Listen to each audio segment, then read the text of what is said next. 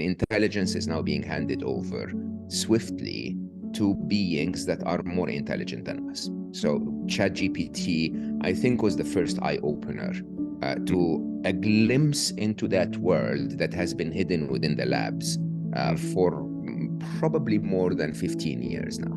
So artificial intelligence is nothing new. I mean, we've started to talk about AI in 1956 in Dartmouth, and basically the Dartmouth workshop was where the term was coined, and we attempted to create AI for a very long time until the turn of the century, in the year 2000, where we started to discover deep learning. And deep learning, I'm not going to bore our audience with the technical details, but there is a very, very significant difference between how I coded machines until the year 2000, or until the turn of the century, if you want, where machines were not intelligent at all. I used my intelligence to solve a problem, and then I told the machine to do it over and over and over repeatedly. Right?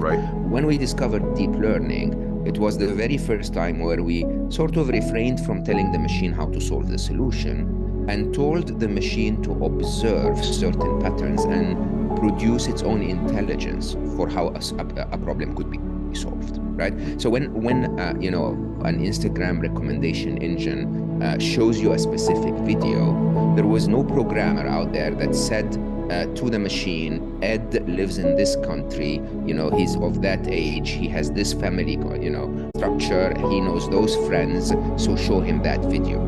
That's not how it happens at all. The machine is observing Ed's behaviors, it's observing all of the content available to it, it's observing how, what is popular, what is trending, what is, what you click on, what you don't click on, and eventually telling you, see this one is good for you, right?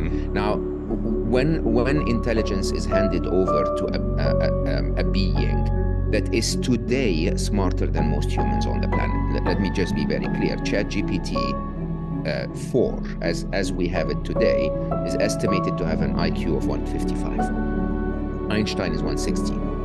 You and I, and almost everyone, if you're intelligent out there, you're in the 120s, 130s.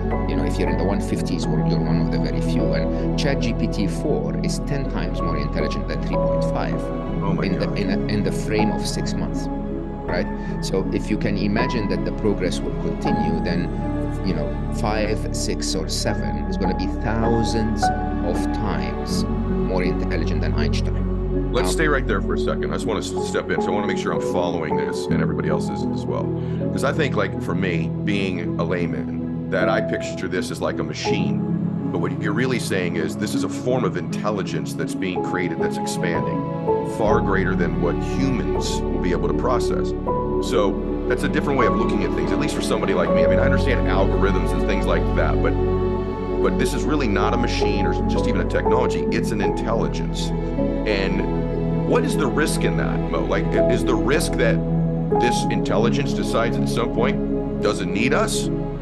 Is the risk that Absolutely. Really? Absolutely. I mean, look, I learned over time, Ed, to avoid getting into the controversial bits, but I'll say it openly. I tend to believe, having lived with those machines in the lab, that they have a sentientism to them that is analogous to life itself. Now, we can debate that for an hour and waste the whole, show on it.